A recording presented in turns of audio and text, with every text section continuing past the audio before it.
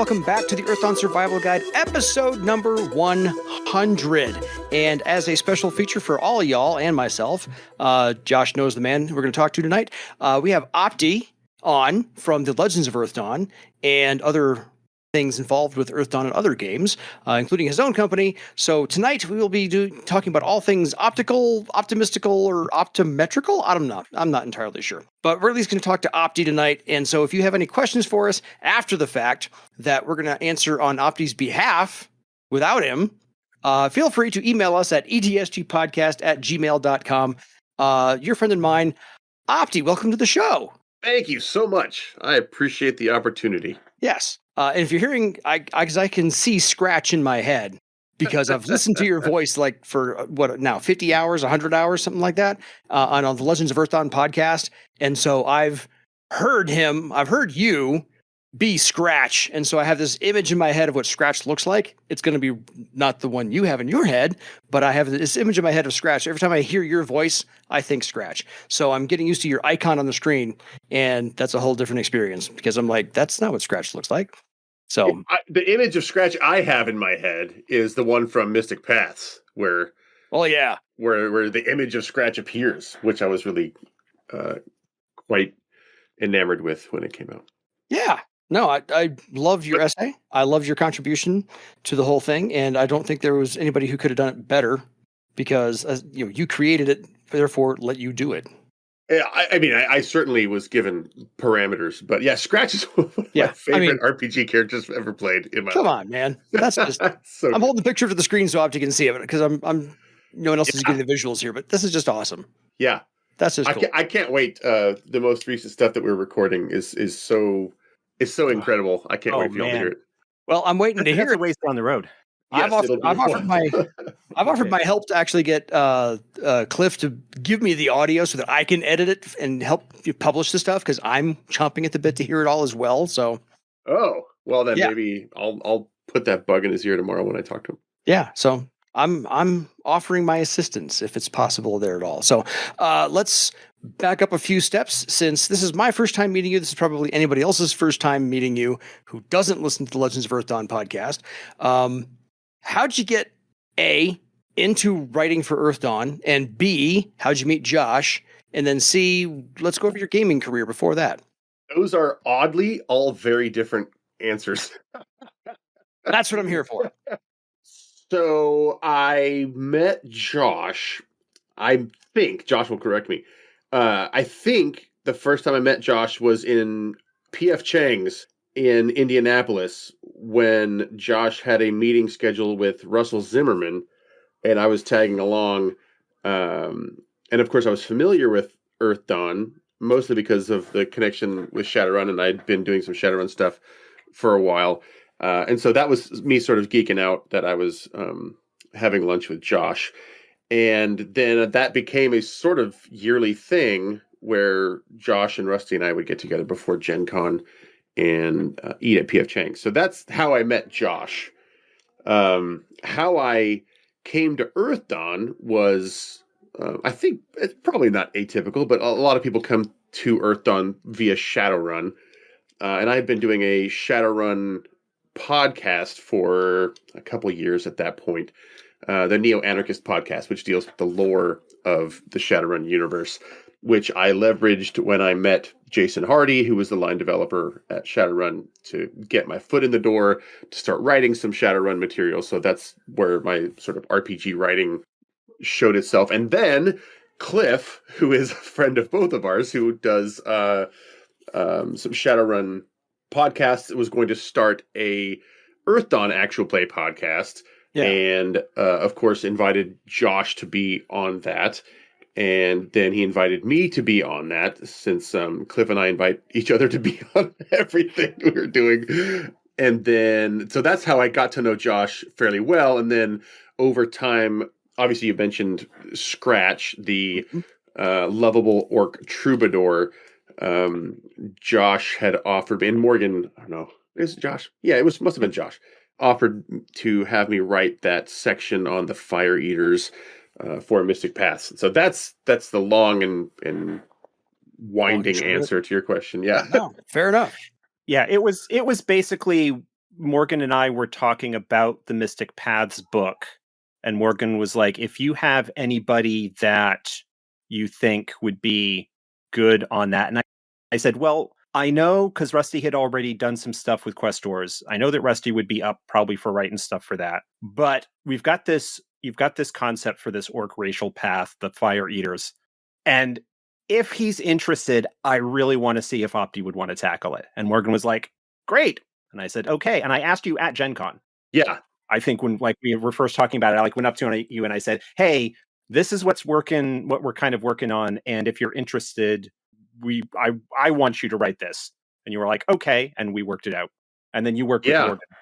Yeah, that was a very interesting Gen Con because my Shadowrun writing was taking off, and then you approached me with this, and then I got another company that approached me with something, writing a sort of Weird West setting, and then I was like, I had that moment where like, is this it? Is my career taking off?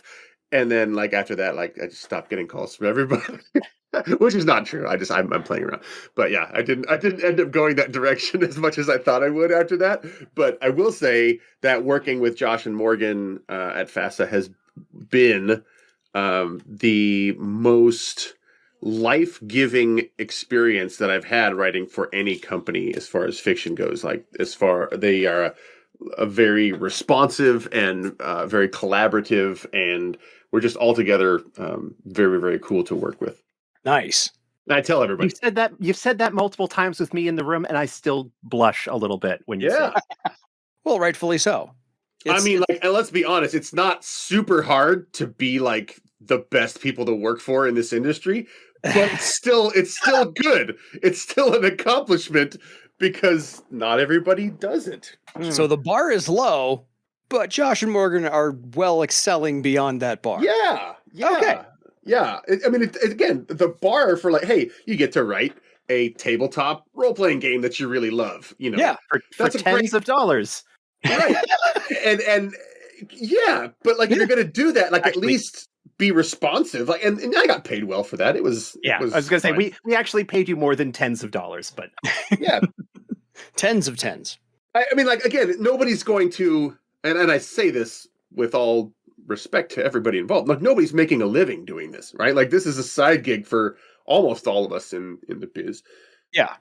But like it doesn't matter as much if you are working with people that respect you and you're having fun and you're doing something that you like, right? The money becomes incidental at that point. Important, but still like secondary. Yeah, it's the contribution, I think. That's the fun part. But the bottom line is, there's a check later on. You're like, oh yeah, that was cool. So yeah, in the TTRPG space, what normally happens though is they're going to pay you very little, and they're not going to respect your time or your talent or anything else. That's just my experience. Where I think that sounds like most creative endeavors, actually. It's probably capitalism in general, but I guess I expect the space that rescued so many of us to be better than that, right? Yeah. A space that sort of gave a bunch of the outcasts a place to belong. I guess I just expected better. And it grieves me that wasn't the case, which I think brings me to why we're actually talking tonight. Oh, master of the segue. He's bucking for my job. I can tell right now. He wants to host the podcast instead of me. I got you. No desire to host another podcast. He is a busy man. Absolutely. I have 100 podcasts I'd love to host, but no time. I can't get past 2. If I could get 2 out, every month, that'd be great. No, fair. Josh invited me to host this one. I was like, yeah, I'll do it. Great. And I am showing up every single day on my lack of knowledge that I've forgotten everything, and Josh's steel trap memory is a whole lot better than mine. So it is great having the line developer play with us. That means I don't have to be as much of a rules person as I normally am. Josh doesn't heavy lifting. Yeah. I can hear Josh do some heavy lifting every once in a while on the rules on the podcast.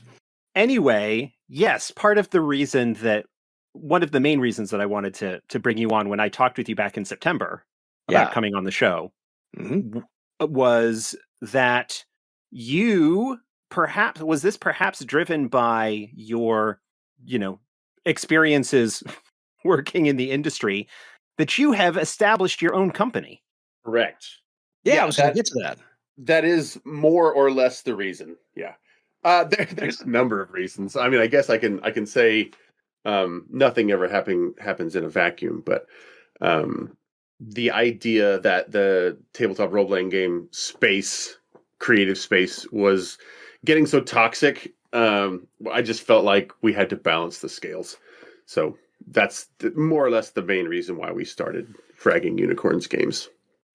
And launched with at least numerically speaking, pretty successful Kickstarter, Gangs of the Undercity. Yeah, Gangs of the Undercity, a cyberpunk fantasy miniature skirmish game. That's a mouthful, but something like Necromunda with Shadowrun skin is sort of the elevator pitch. But yeah, we launched that.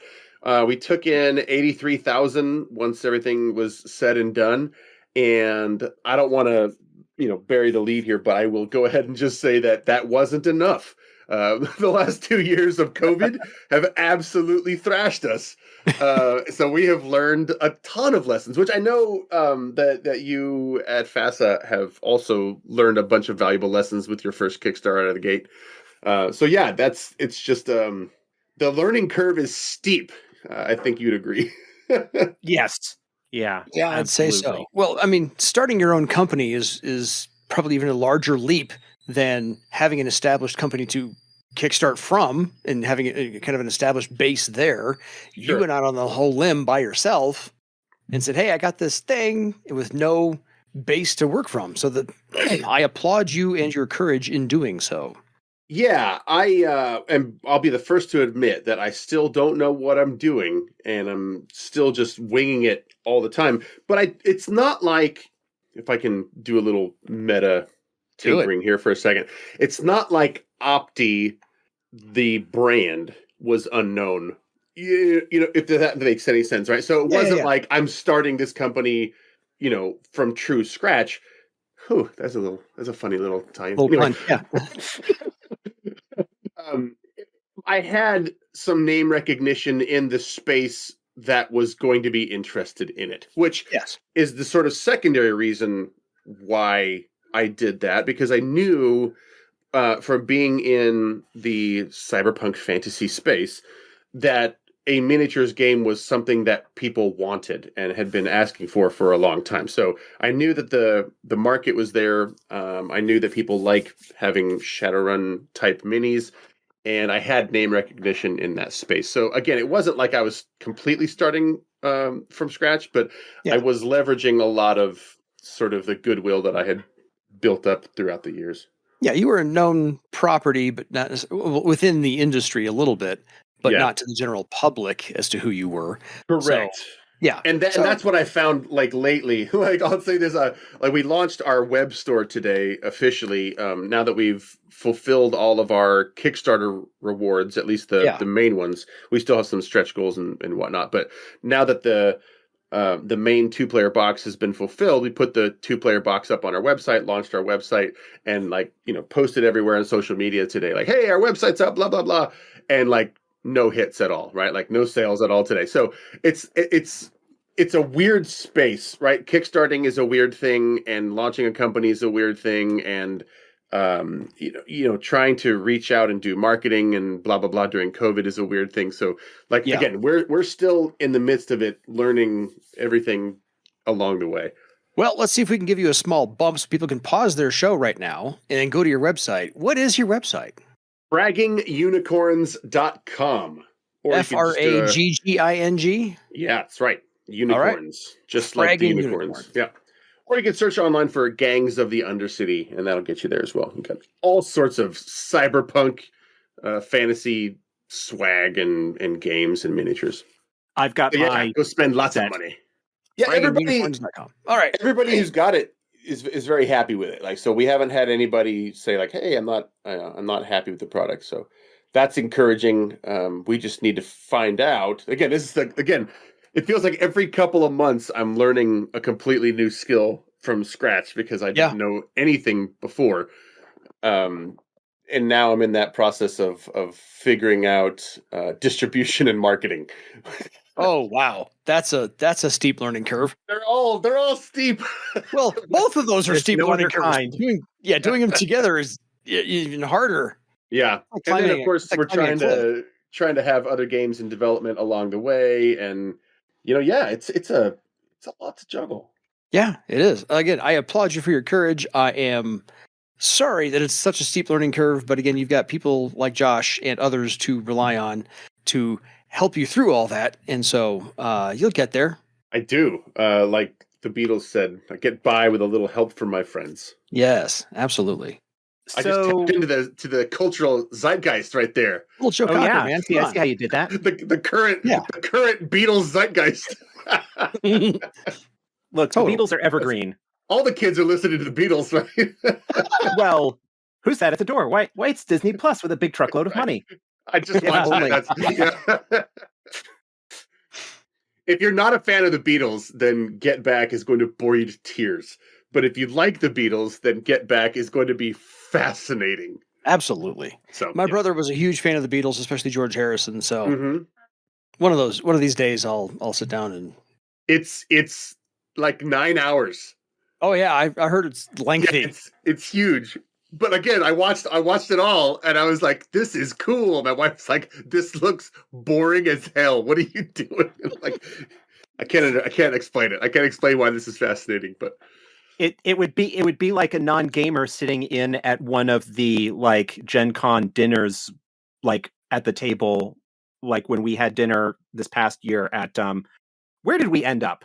Was it Buca? Oh, Buca de Beppo, yeah. Yes, finally. Like, with like 9 or 10 of us around the table and various like all sort of gaming adjacent conversations going on. Totally. I imagine people who are interested in that would be like fascinated, maybe. Possibly. I still, wonder how people actually have any interest in anything I have to say. But I've been doing this for a while now, so apparently there is something to it. But somebody who isn't into that would like be sitting there going, "Oh my God. Yeah, why is this interesting? What exactly is going on here?" Yeah. Every nerdy thing has its own little niche. So there are sports nerds, and they have their own little sports niche, and they look down on the rest of us. And we have our gaming nerds, and we have our gaming niche, and we don't care about the other things. And there's comic niche, and movie niche, and music niche, whatever. Everyone's got their thing. That's all there is to it. Yes, so, my wife likes football, and I just don't get it. Oh, who's your team? She likes the Bears. Really? I'm a Vikings fan. Yeah, and she'll talk and she'll talk. I mean, I hear it, right? Like I hear the way she's talking is the way that I talk about other stuff, but like it just goes completely over my head. I don't understand anything she says. But it's that's right. Yeah, my wife, I was a huge reader. She'll talk to me about authors. She's like, "You know the author, right?" I'm like, "I have never heard that name before in my life." Nope. It happens, but I smatter my interest over all kinds of different things. So I do a little sports, little comics, little gaming, little reading. So I pulse on a couple things. Not a Renaissance man. I try. All right, some hard-hitting questions here for you, Opti. Okay. Hard-hitting questions, you say? Hard-hitting questions, yes, indeed. So you talked about how this whole thing was a learning experience, the learning curve. What are a couple of things that you wish you had known going into it that would have that you feel would have prepared you better? I could really cop out and say I wish I would have known about COVID. But setting that aside, yeah, I mean, like the supply chain disruption with COVID has, I mean, just absolutely wreaked havoc on our profit margin. So aside from that, I think some of the things I wish I had known was number one, don't put shipping on the Kickstarter. Put shipping later, right? Say, when we're ready, then we'll charge you for shipping. That is absolutely, what I would have done. The second thing is, and I'm talking about Kickstarter now because that's sort of how we launched this one. But I would also say not so many stretch goals, just cut way down on the stretch goals. And then third, I think is I would have gone back and said, hey, layout is going to be about 10 times as expensive as you think it's going to be. So make sure that you get that get that in place. I think those are honestly the three things that I just didn't know that I didn't know. And then of course the manufacturing and shipping, they all have hidden costs, right? So when you're making your budget, you just don't know that you're going to be nickel and dimed like over and over and over again for every single thing. You know, like when you go to the bank to send a payment overseas because your layout person or your fulfillment agency, you know, is not in the Americas, and your bank's going to charge you an extra 3 or 5%, you know, whatever to do that. Like, I just didn't know that, right? Or my bank is a credit union, and I would have opened up a non-credit union bank account so that I could do the ACH payments more easily. Or I would have just, you know, known what kind of boxes to show, what these boxes are called, so that I could easily, you know, price them out. Or there's just so many little things that I just didn't know that, you know, you just pick up along the way. But like learning them with no context, learning them with no mentor or with no network, to just say, hey guys, what the hell is this box called? You know, the kind of box that's like this and looks like this and it flips down like this. Like you just have to, if you don't know somebody, it's stuff's impossible to figure out. So yeah, that's it's all like industry insider information that they don't bother to publish anywhere. Yeah. If you come at it from outside, it's really foreign to you. Like again, learning football for the first time. Yeah. You know, as a spectator, you're like, what is this all about? And you're confused, you know, galore until someone explains every little step to you. Yeah, I could keep going with all the different other things I learned if you want me to keep going. Well, that's one of the things that I'm in some ways kind of surprised that Kickstarter, particularly like RPG or gaming Kickstarter, is actually not littered with more like failures. And by that I mean failures after the fact, where a product funds and perhaps funds really, really well, but then you know, but then you hit the aftermath of that. I mean, I've heard plenty of horror stories about it, and I thought, no, we'll be fine. We'll be the exception. And I guess the people that say that they failed, like, you know, there's people who do blogs and there's people who, you know, say here's what not to do. They don't tell you actually what caused them to fail, right? They just say, oh, they underestimated shipping. So you think to yourself, okay, cool. I'll see what shipping is, and then I'll add another 10 or 15%, and that'll be fine. And it's like, no. Like that they don't tell you like why. So for example, when I was shipping out this last box, the shipping from the fulfillment center cost X amount, and I knew that ahead of time. But then I realized, like, oh my God, I've actually got to get all these boxes to the fulfillment center for them to ship it out. And that cost me another $900. And I was like, God, like this money just evaporates. Or like, don't go to Gen Con and Origins, or at least don't have a booth there. Because like all the little sunk hidden costs for having a booth at the big conventions, right? Like you're not going to make your money back. And I thought, oh no, it'll be fine. It was not fine. It cost so much more money than we made to go to these conventions. And like in some senses, that was good, you know, like exposure, and you get to meet people and all that kind of stuff. But I think I probably could have done it just as well if I just would have like carried them all around in my backpack and sold them, you know, like just by having a couple of, you know, under like the events table and things like that. Yeah. Mm-hmm. So yeah, it just the big cons do potentially get a little bit snarly if you are selling stuff and you're not actually a vendor. Right. What? Right. No. Yeah. But like I guess it was so funny. There's this local convention called ReaperCon here in North Texas, and it's the Reaper miniatures, right? Like huge Kickstarters, but their figures are awesome. Yeah, they are. And this is a figure convention, right? So we went there, and it was so much cheaper to have a booth there, and we were only like maybe one of like 20 or 25 vendors. So people are coming by all the time, and we sold more at that little con, and it was like not even 1,000 people. we sold more at those cons than we did at Origins and Gen Con that were like, in the tens and 20s of thousands of people. So yeah, there's a lot we learned. I could just go on. So if you just let me spin my yarn of like things that we would have done differently.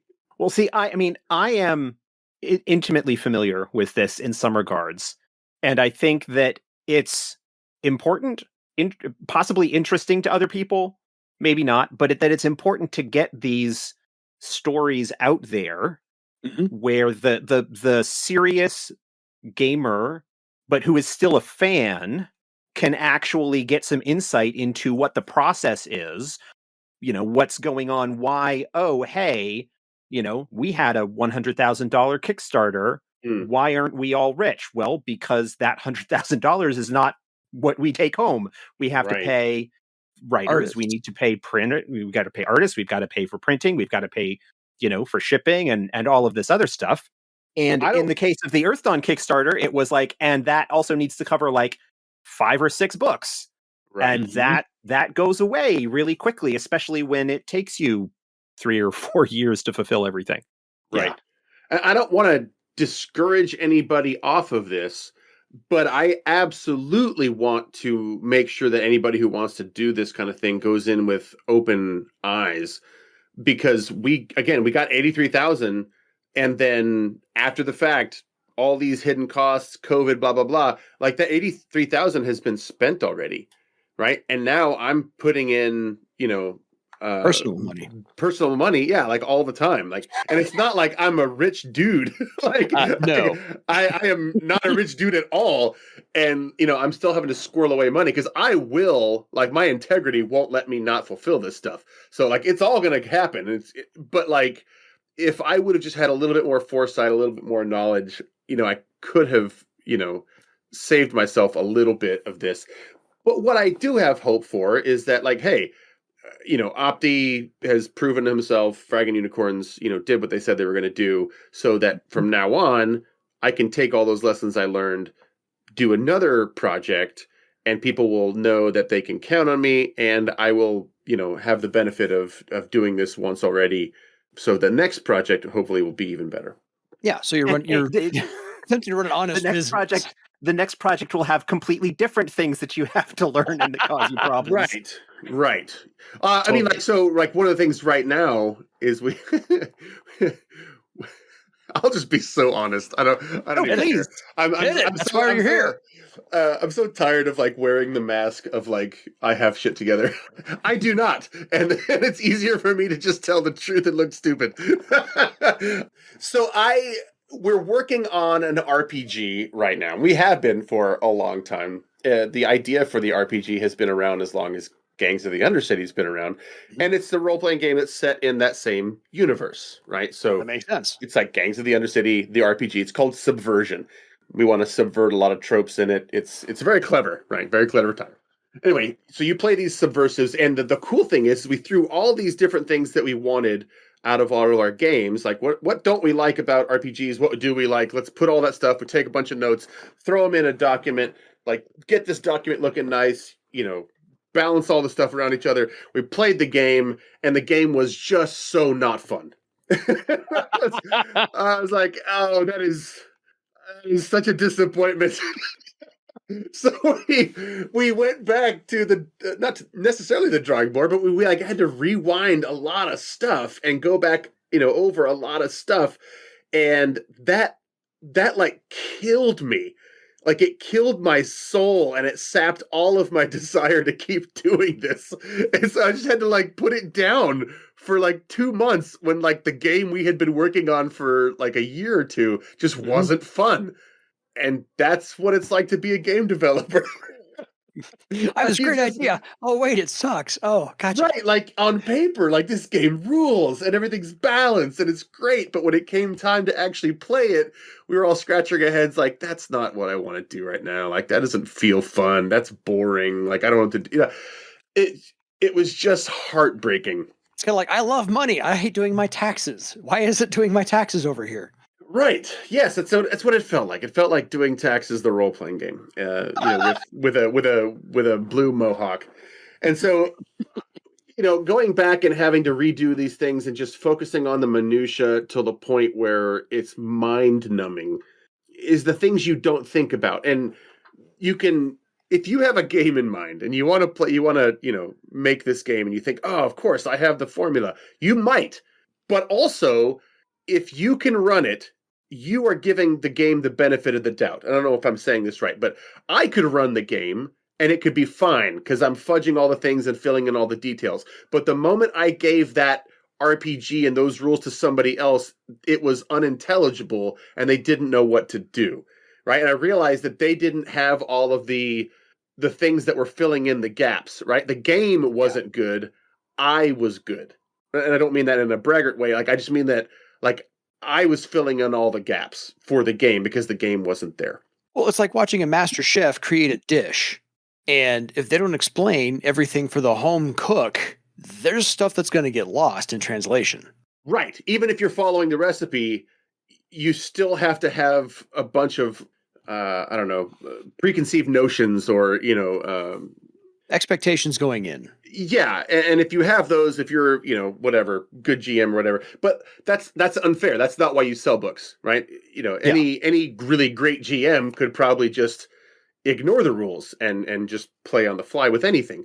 But if you're wanting to sell a completely new system, right, a completely new role-playing game, then your role-playing game has to be tight and it has to be good, or else Reddit's going to eat you alive. Yeah, and can't shoot holes in it. So that's one of the things that, again, it's just hard. And when all this stuff happens with gangs, and you realize, oh man, we don't have the money to do this. It's gonna take some personal money, and you have to go back to the well and ask your collaborators, like, hey, here's where we are, blah blah blah, and they chip in money because they want to see it succeed. Like, and nobody's been paid yet at all except for the the freelancers and whatnot. And then you have this big blow of like, oh, the game's not fun, and like, what about these other games we work on in the background? And like, oh, I guess we'll push those to the back. Like, it all just is so demoralizing sometimes. Until, you get to that point where somebody goes, this game rules. Like, thank you for this game. Like, and those are the things like, okay, good. Like, I'm not super bad at this. It just takes a long, long time. It takes a lot of play testing. It takes a lot of, effort.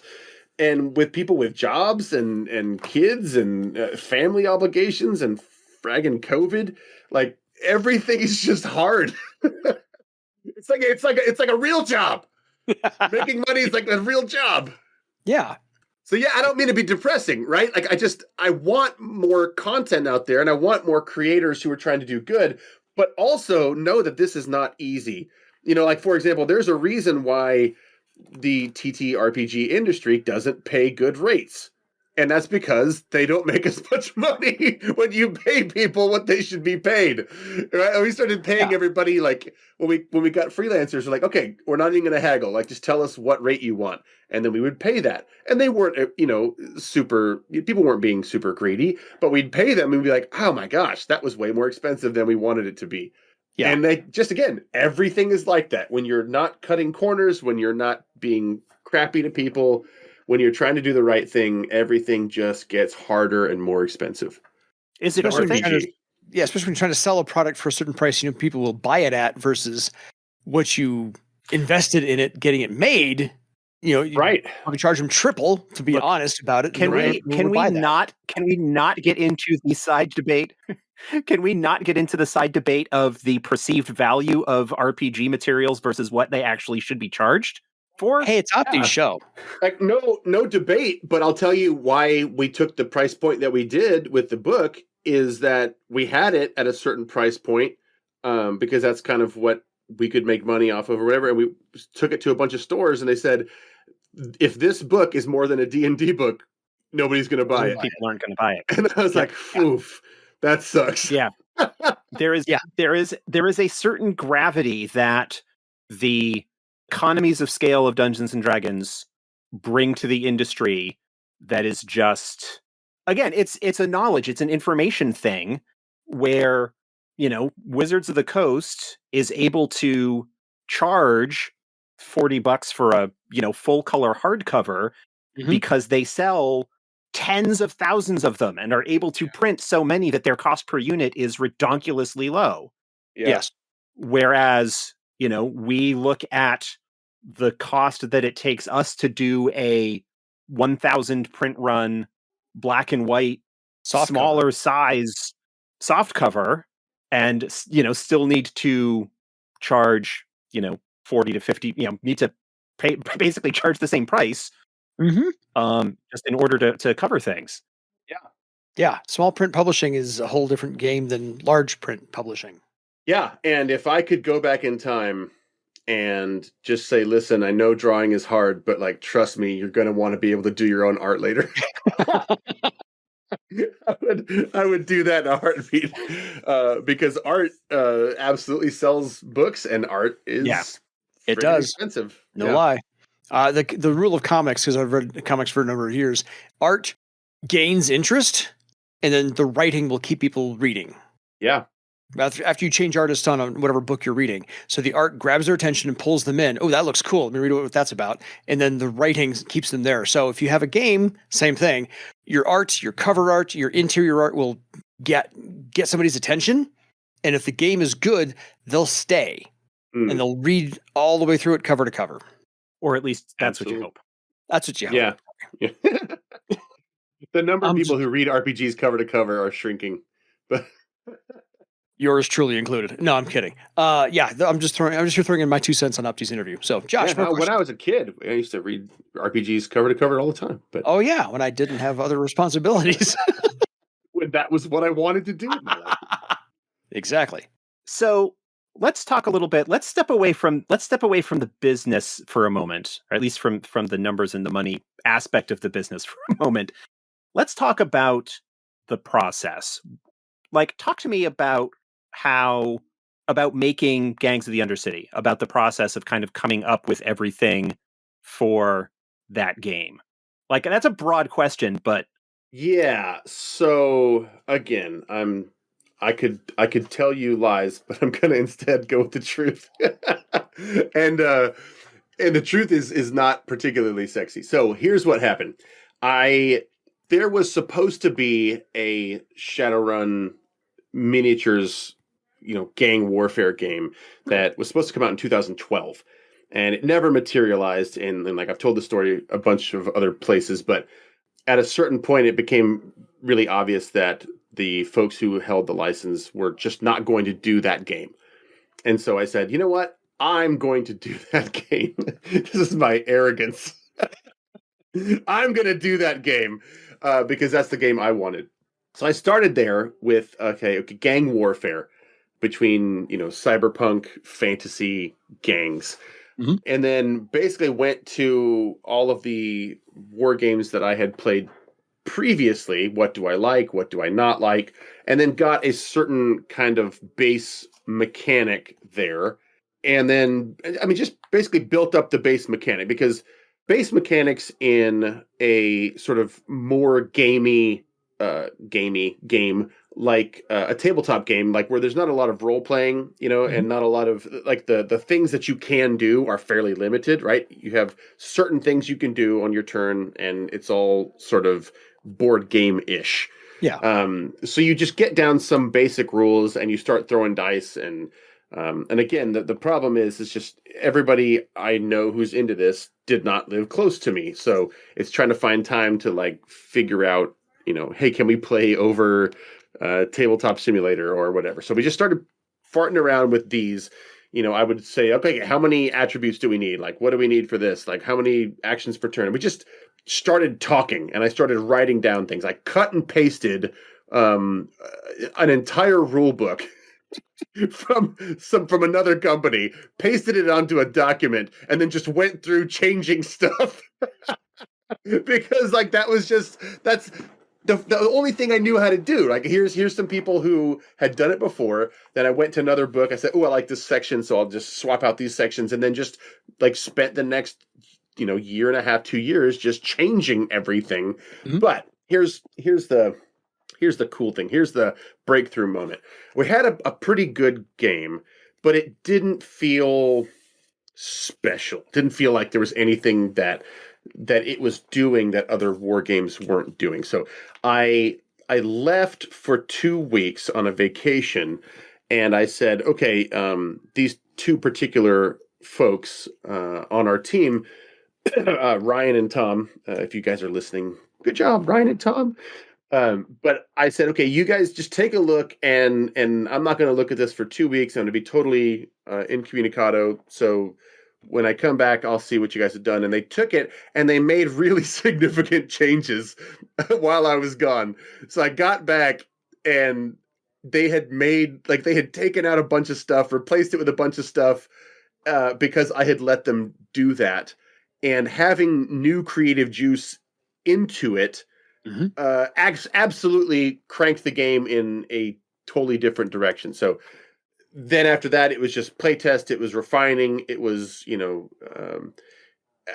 it sounds like the process was very straightforward, but it wasn't. Like, you just take every little bit and you try to break it, and then you move on to another little bit and you try to break that, and then you write a bunch of lore, and then you go back and say, oh, I wish that I didn't write that bit of lore because that makes this particular mechanic hard to simulate. And so you go back and change the lore, and then it's just this process of just never ending going back and dancing with different mechanics, and eventually a book emerges. But again, if I would have had another year of playtesting, I would have done that. But I'm way too impatient for that. Eventually, it comes to the point where you say, it's good enough. Let's get it. Let's move on. Yeah, that's what I said. But now I have an errata team, a sort of volunteer errata team that has a whole mess of errata that they want to push through into the PDF.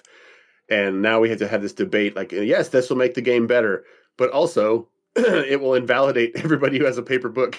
And I don't want to. Second editions are for. I don't want to upset anybody, you know what I mean? But at the same time, do we want to use this, this better thing that now that we've had a chance to, play test it for a couple of years?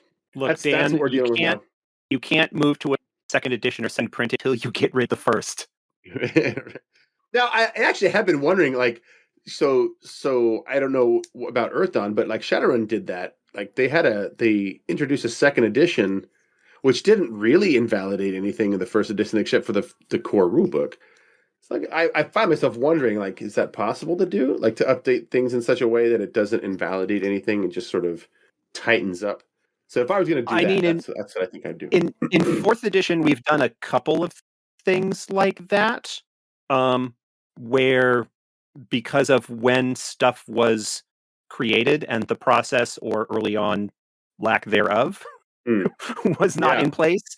If you look at the first example that comes to mind is if you look at the Bone Circle spell, the Nethermancer spell in the original Player's Handbook, the first edition, the first printing of the fourth edition Player's Handbook, it's basically a retread of the previous edition's version of the spell, with maybe a couple of minor tweaks here and there.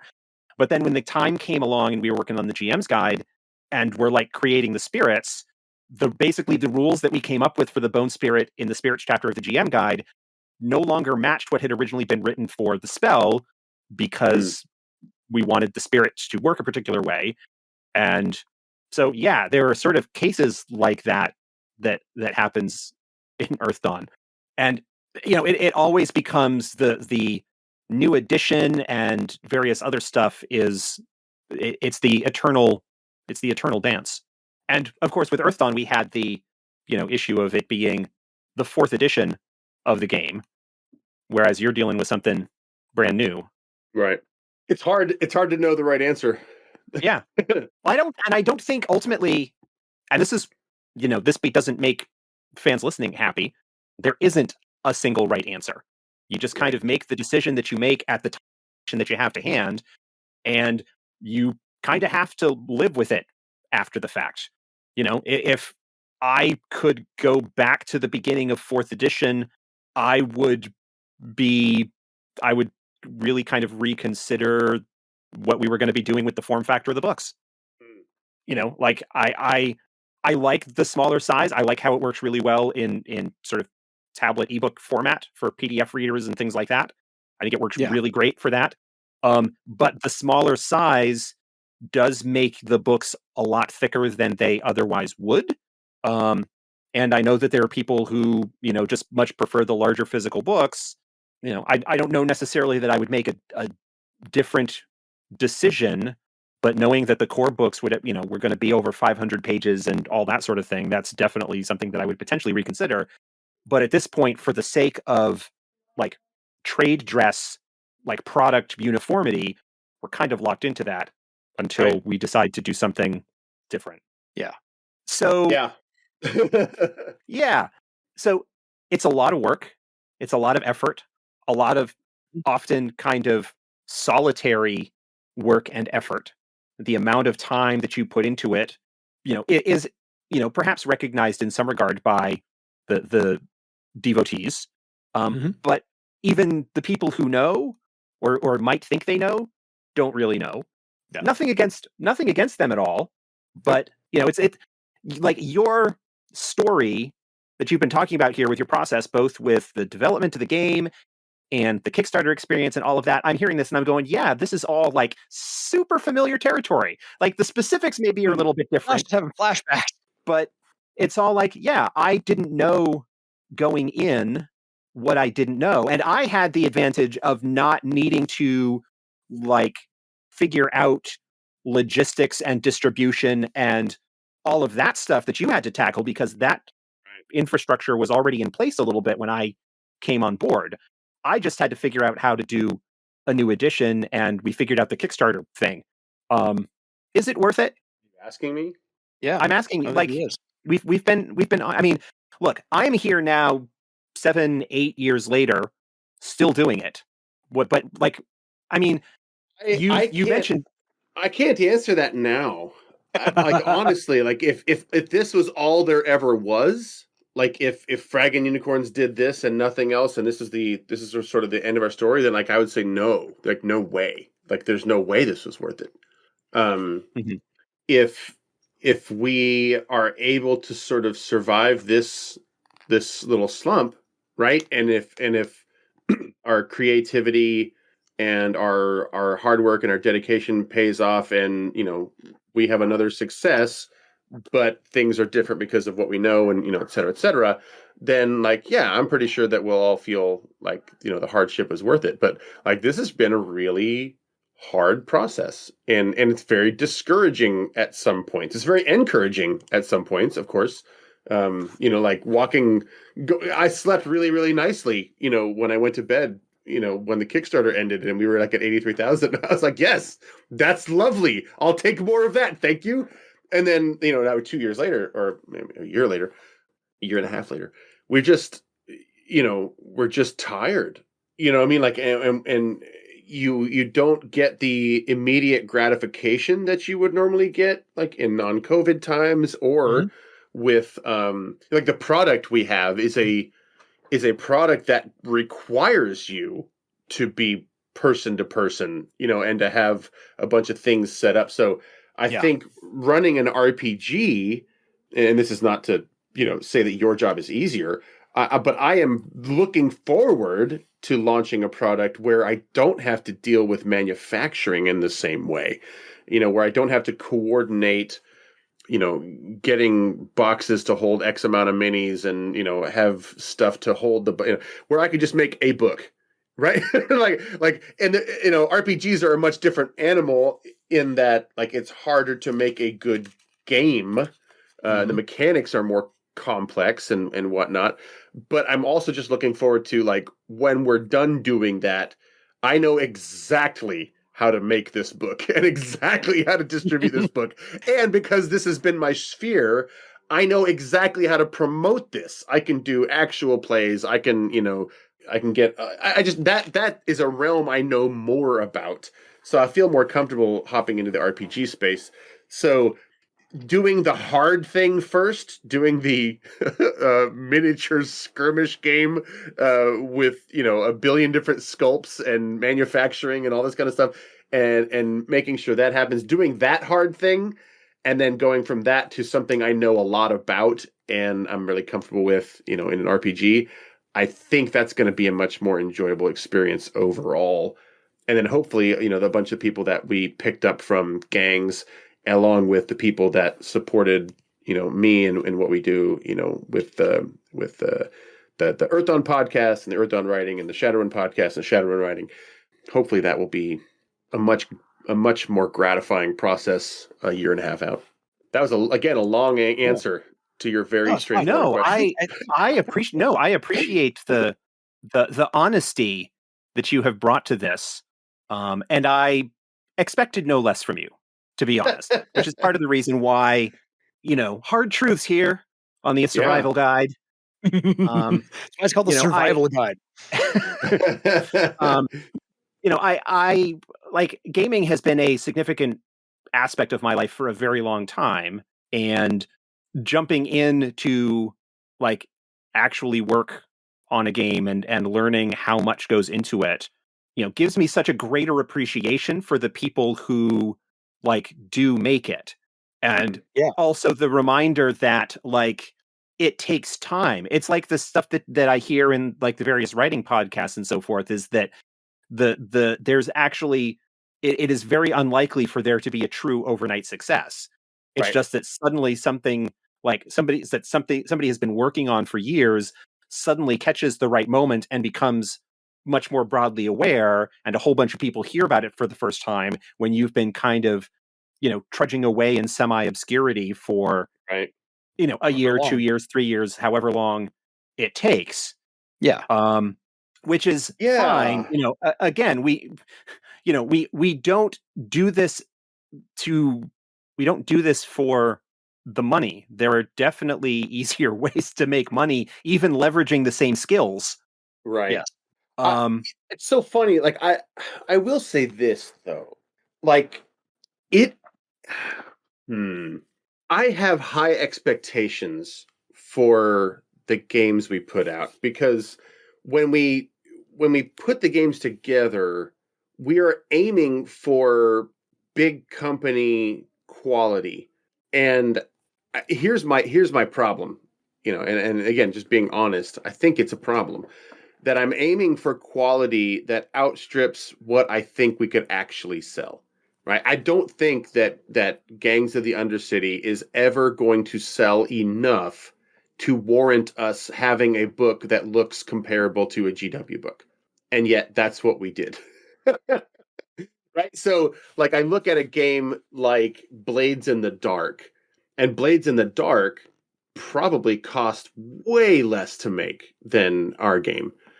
The art, was black and white, and obviously done by the same artist, and obviously, not nearly as detailed as what we have in Gangs, and the writing is really straightforward, and it's not nearly as much lore and whatnot. But like they have sold so much, and they're doing so well, and I'm so happy for them.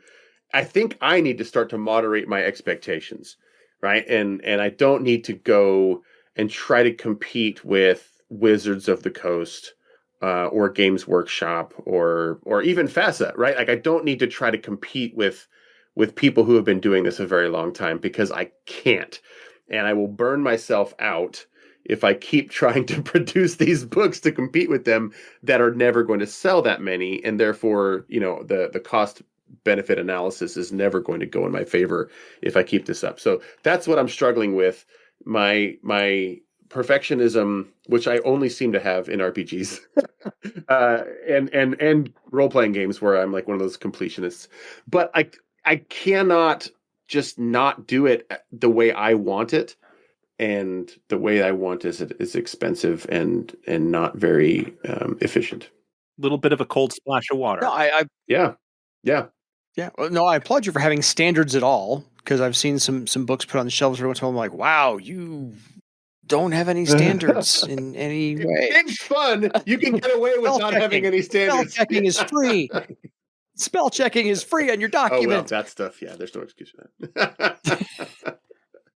I'll just start there, and I'll stop there too. But like, hey, I'll say it. Like, I have been so disappointed with some of the editing on Shadowrun. Like, basically every book that comes out with Shadowrun, I go, gosh darn it, you guys, come on. Stuff that I've written, you know what I mean? Like books I've written in, and they come out and they just get slammed. But like, here's the thing: people buy the shit out of Shadowrun, and they're having fun with the game. So ask me if I would rather sell that many books and have that many people play the game. And like the worst criticism is like, when are you going to get an editor? It's like, I don't know, when you stop buying the game because of it, because like people are still buying it, even though like they didn't run the spell check or whatever. So I would, They say warts. yeah, I warts would and take all. that problem over like, wow, Opti put out a great book and nobody plays it. And right? he's got yeah. 10 cases of them in his basement. Yeah. I don't have that many, but I do have some. And like I'm just like, hey, it'd be great if I could sell those, because that would that would allow me to get a little back on my investment. But again, in the meantime, we're gonna keep moving forward because we're still excited about everything. Absolutely. It's just man, like I think Josh, you said it best. It's just cold water, right? It's like, man, Yeah. this is a wake up call. And it sounds like that's- kind of you had this idea for a steak dinner, and you had to realize I have to grow cows yeah. first. Again, if you have an artist friend who can do art for you, or if you're an artist and you just want to release, like a small time game, you can do that. Like that's actually not terribly difficult to do if you can learn layout, and if you can do I've had to learn some Photoshop stuff and some layout stuff along the way, which is not at all what I'm good at. But you could totally do this. And if you want to release a game that you have just noodled away with in your free time, why not? Right? Do it. Yeah. I absolutely agree. I absolutely encourage people who are interested in producing game materials to tackle that.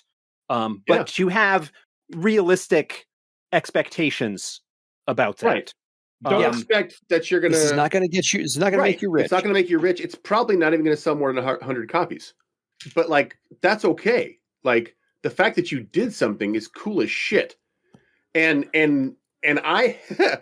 there is no feeling like having a physical copy of something that you made in your hands and saying, I made this. That is... amazing. And Josh, you can back me up on this. When you get a new piece of art from an artist, it lights up all these sort of cool buttons in you, ooh, yeah, that's great. I love that. Or when you hold a book that you made in your hand, or when you see people doing an actual play, from the game, that stuff actually, that turns you on. What makes super it worth hard. Yeah. That's what makes it worth it. Yes. You talked about how financially, Gen Con and Origins were kind of awful. Yeah. But at the same time, I was there at the table for one of the gangs demos at Gen Con, and the energy around the table, the people playing the game, that's that's the moment where you're sitting fantastic. there and you're seeing it happen, and you're going, and you're you as one of the creators kind of watching this happen and seeing that energy, at least can kind of see the potential of where that might go, even if at the end of the day the balance sheet is a little bit in the red. That's why I love going, and I love the fact that every year that I go to Gen Con and I'm running Earthdawn, I get my perennial people coming back every year to play the game, but I'm also getting as many new people coming in and introducing them. And seeing them, when we have a booth, seeing them come up to the booth later and buying the books because of that experience that they had. So yeah, and that's the rush. And Josh, you're right. To your point, we had somebody playing at that Gen Con tournament, and they said, "I've been playing miniature war games for years, and this is the most fun I've ever had at a table." Hearing that, really, really energized me. And I think, at the time it was oh, okay, cool, great. That means Gangs of the Undercity is going to sell a lot. Well, it didn't. No, but that's on the other hand, now reflecting back, I have a little bit more mature view of it, in that actually, even if Gangs doesn't sell a lot, number one, I'm happy that person had that experience, and number two, it means that following our gut on what is fun, and following our gut, and following our heart is what we want the game to be, that was validated. So even if Gangs doesn't do anything else, we can feel validated as creators, having put something out into the world, and then like whatever we do next time, have a little bit more confidence that, you know, hey, it's not going to suck. We're actually decent at this. Yeah. You achieved what you started out to aim for, which is I wanted to make a fun game that didn't exist in the sphere before, and now I have. You know, And other people get it. I'm going to That it's be fun. really petty and really honest. What I said. Why start now? I've been honest the whole time, but I haven't been petty. Yes, I know. The whole reason that I told myself I was starting with Gangs of the Undercity, as opposed to some of the other, you know, I told you we started Fragging Unicorns because we wanted to be better, right? We wanted to be the sort of change in the industry we wanted to see. But we started with Gangs of the Undercity for literally one reason only. And that's because the company that said they were going to make that Shadowrun game said, we don't know how, it's too hard. We don't have the resources to do this game. And in my head, I thought, well, I bet you do. And I'm going to show you that I can do it on no budget, with no resources, with no infrastructure. And when I do it, And no knowledge. in a steep learning curve, and when I do, I'm going to wag my finger.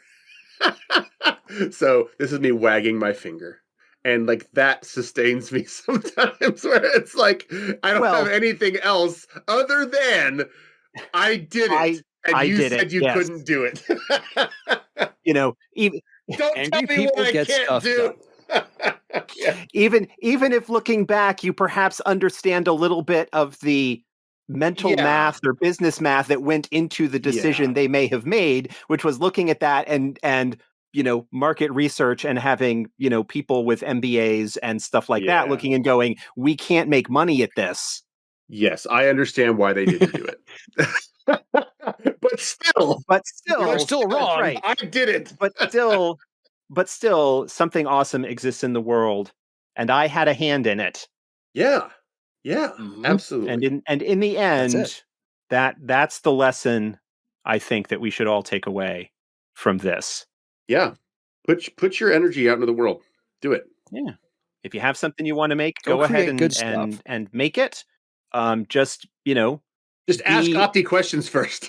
Yeah, well, ask questions, like learn, do as much as you can to like talk to people and like soak up as much like secondhand knowledge as you can from the people who have sort of been there before to potentially avoid the same mistakes that they made.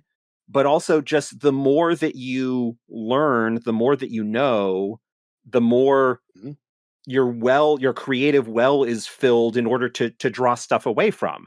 I mean, that's why I back far too many RPG Kickstarters, is because I see the cool things that are out there and I'm like, ooh, I want to have this so that I can maybe someday read it and like steal ideas from it.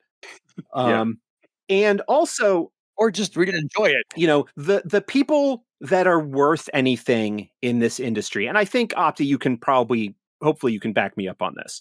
Cool. But I think the people that are worth anything in this industry, because you and I both know there are plenty of people in this industry who aren't worth anything. They are worth things as people, but their contributions are right. Let's put it that way. But the people that are worth anything in this industry are generally happy to offer advice and support when approached with the appropriate humility.